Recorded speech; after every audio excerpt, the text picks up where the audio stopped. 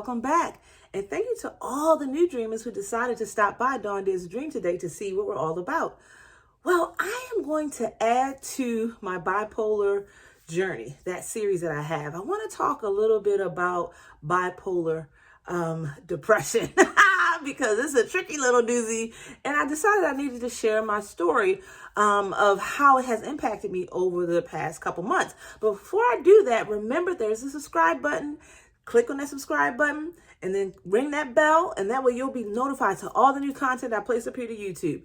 And you can always go back and check out other previous series that I have. But today, again, we're talking about my bipolar journey, and we're going to talk about bipolar depression. Well, the catch with the depression thing is, y'all, I usually don't know when I'm depressed.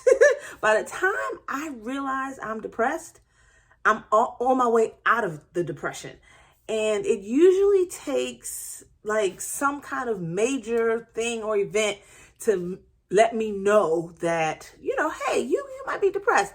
And it usually doesn't come from me. Other people will say, are you okay? How are you feeling? You don't seem yourself. Or I won't want to be around people and I want to be home, but I just think I'm, want to be home to recharge. But this recent time, let me describe it to you.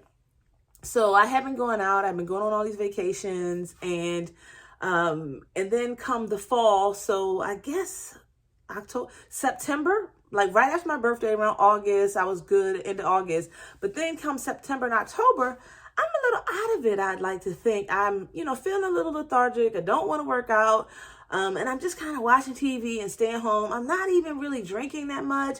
Even when I go out, I don't really want to drink because I just feel like I'm just not in the mood. And my mood was I wanted to sit home and watch television.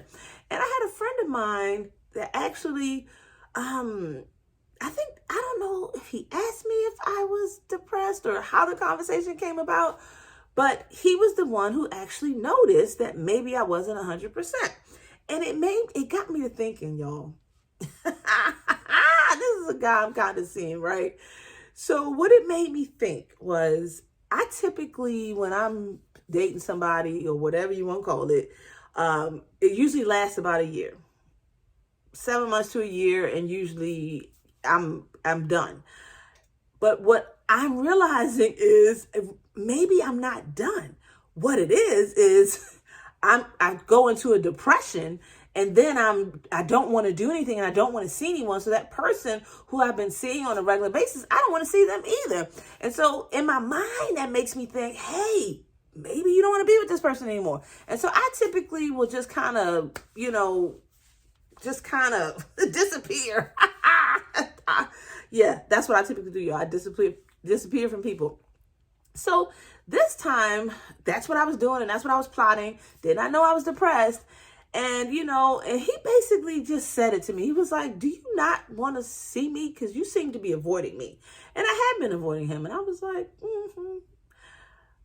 I said, well, when you put it to me like that, I really don't want to see this person because I'm enjoying the company. I'm enjoying the conversation.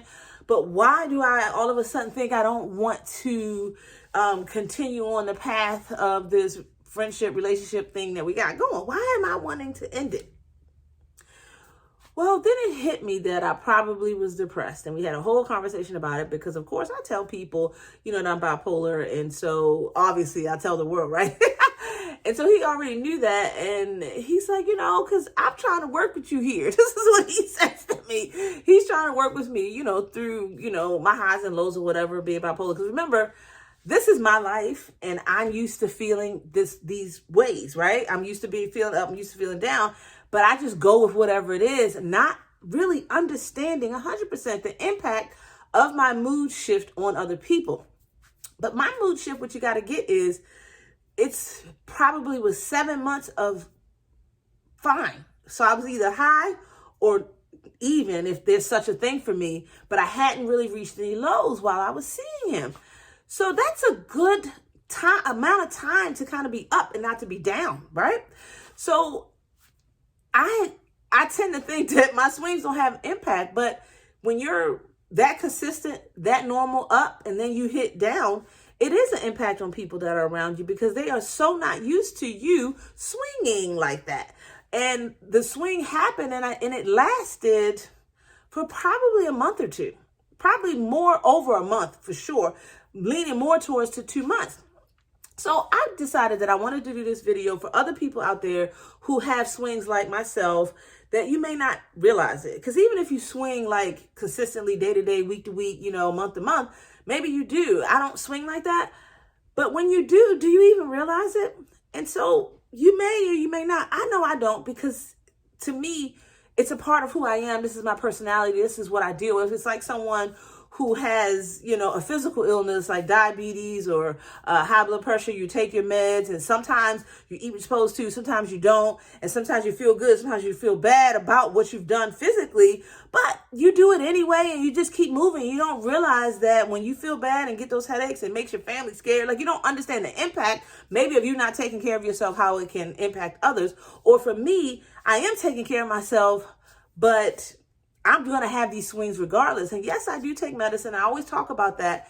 And I take my medicine every day, but medicine is not 100%.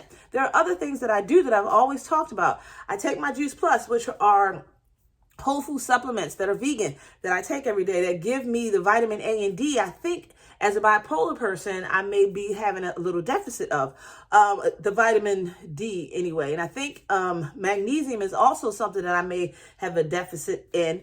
And, I drink magnesium water. So I do these different things. And I don't eat meat anymore. I'm a pescatarian. And I believe all of this and the working out has helped me. But going into the swing of depression, before I even went in it, I started to slow down on all of the things that I do to take care of me. And what I realized, and the lesson that I've learned today, is no matter how I feel, I have to consistently do those things that are making me healthy, physically healthy on the inside, because all those vitamins and minerals that I'm intaking in my body to be healthy, they are also helping my mind, and they are helping my mood. They're helping me feel better on the inside. So I need to be consistent, and I can't keep taking these breaks. That is what I've learned in 2022. So I'm going to go into 2023, making sure that I'm consistent with everything that I do. I will always work out every week, a minimum of 3 times a week. The goal is 7 straight days every week, but at minimum, I got to do 3 times. I have to make sure that I take my supplements every day. I have tons of them, y'all. I sell them. And they've piled up because I wasn't taking them, but it's time for me to get back on track and not wait for, January, because that's what I was going to previously do. But I said, no, Dawn. So this week I got back on track, and I wanted to share this story with you in my bipolar journey. So if you like this video, give me a thumbs up. Also, remember that there is a share button with an arrow down there. Click on that and share it to your social media platform like Facebook. If you have any comments, leave me a comment down below. And my face is going to be up here in a circle. So if you have not subscribed to my channel, click on my face, select the gray bell, select all. That way you'll be subscribed to my channel, and you'll be notified to all the new content that I place up here to YouTube. And I thank you for hanging out with me today, dreamers. Have a great day, dreamers.